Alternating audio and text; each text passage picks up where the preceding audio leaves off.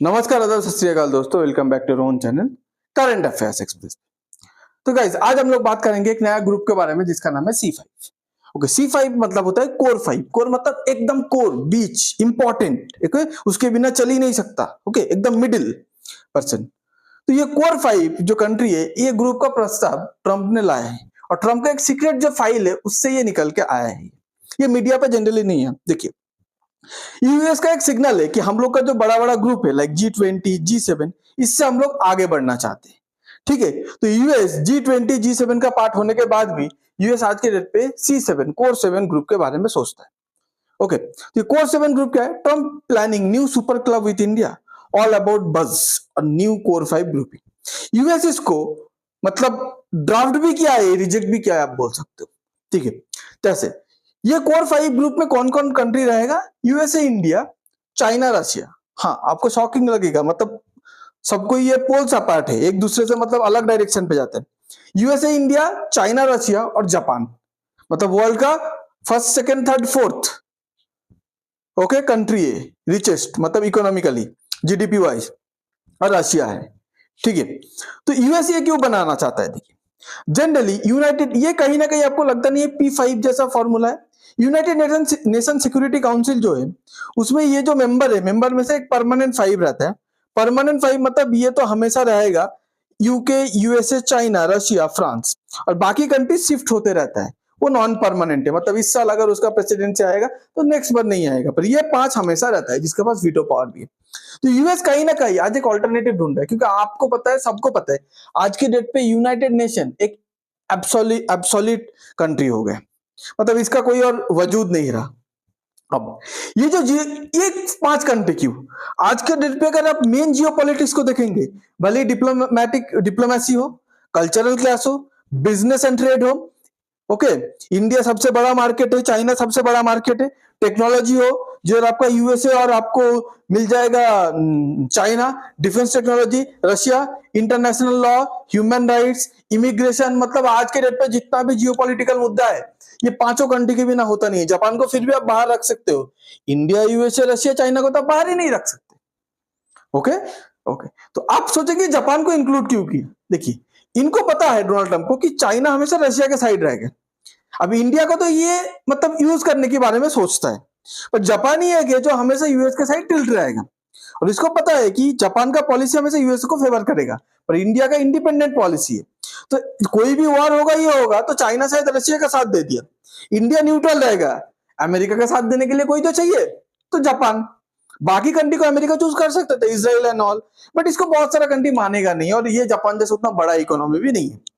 अब इसका main motto क्या रखा है? इसका मेन मोटो रखा है कि हम लोग वॉर से निपट लेंगे। ये 5 कंट्री अगर एक साथ आए, एक साथ अपना वॉइस, आवाज बाहर लेके आए, अपना आवाज उठाए, तो दुनिया का वॉर खत्म हो सकता है। ये इसका आइडियोलॉजी। अब बोलेंगे कैसे? जैसे देखिए, वॉर अभी 2 टाइप का चल रहा है, एक ही यूएसए के कंट्रोल पे, एक ही यूएसए के कंट्रोल के बाहर। ठीक है, जैसे आप देखिए, इधर आपका रशिया और यूक्रेन वॉर है, ये यूएसए के कंट्रोल पे नहीं है, यूएस चाह के भी इसको रोक नहीं पा रहा। तो ये सोचता है अगर रशिया या चाइना वगैरह रहेगा तो ये वॉर खत्म हो जाता। ठीक है, आज के डेट पे दूसरा कॉन्फ्लिक्ट क्या है? दूसरा कॉन्फ्लिक्ट है ये आपका इजराइल है, और ये मिडिल ईस्ट रीजन है पूरा, जॉर्डन, लेबनान, सीरिया, गाजा वगैरह, इधर पूरा मिडिल ईस्ट एरिया पे अशांत चल रहा है। अब ये जो वॉर है ये यूएसए के हाथ पे। अगर यूएसए अपना एलाइज जो है इजराइल, उसको बोलता है तुमको ये नहीं दूंगा, तुम रोक दो, नहीं रोकोगे तो डिफेंस प्रोडक्ट नहीं दूंगा, पैसा नहीं दूंगा।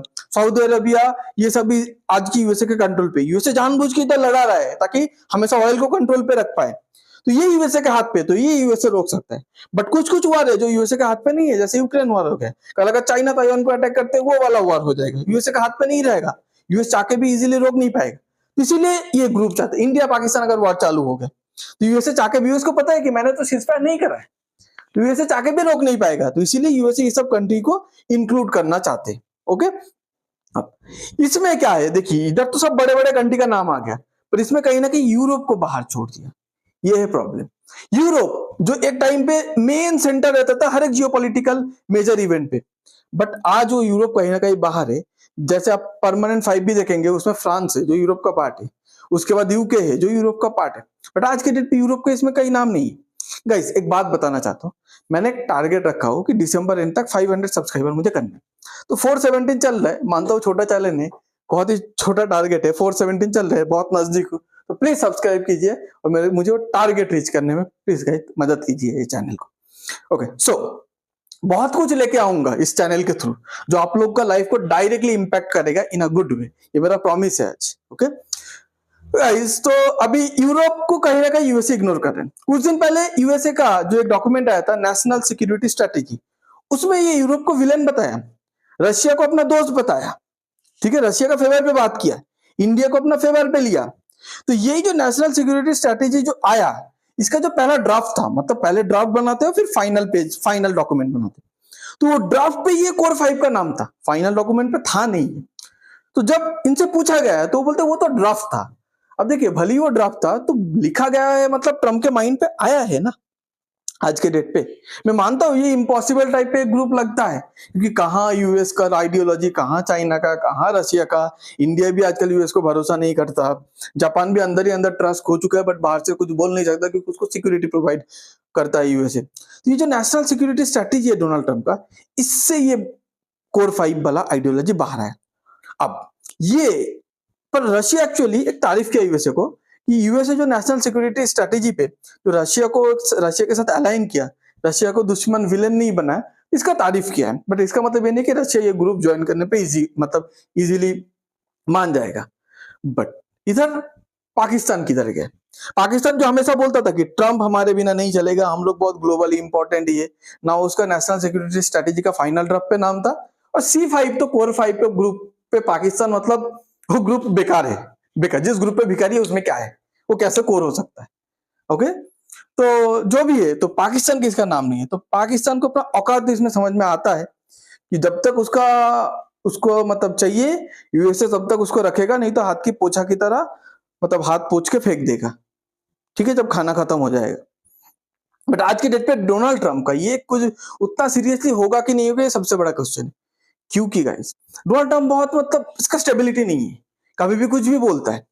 और डोनाल्ड ट्रम्प एक बात ये बोला जाता है कि यूएस ये फाइनल ड्राफ्ट पे क्यों नहीं लेके आया, क्योंकि ये बहुत नेसेंट इनिशियल स्टेज पे है। अब इस टाइम पे अगर ये फाइनल ड्राफ्ट पे लाता तो यूरोप गुस्सा हो जाता, बोलता ऑफिशियली तुम ऐसे कैसे बोल सकते हो, हम लोग को कैसे इग्नोर कर सकते हो। और आज के डेट पे अगर यूरोप पूरी अगर यूएसए का साथ छोड़ देगा तो वो भी एक प्रॉब्लम है। तो जब तक ये अंदर ही अंदर पूरा अच्छे तरीके से बिल्ड प्रिपेयर नहीं हो जाता, अंदर ही अंदर यूएसए जब ये चाइना, रशिया, इंडिया, जापान के साथ बात करके पॉजिटिव फीडबैक नहीं मिलता, तब तक ये मतलब ऑफिशियली ये बात को बाहर लेके नहीं आएगा। ओके, आपको अगर ये वीडियो अच्छा लगता है तो please like, share and subscribe. आप पूरे इंसिडेंट के बारे में क्या सोचते हैं प्लीज कमेंट पे बताइएगा।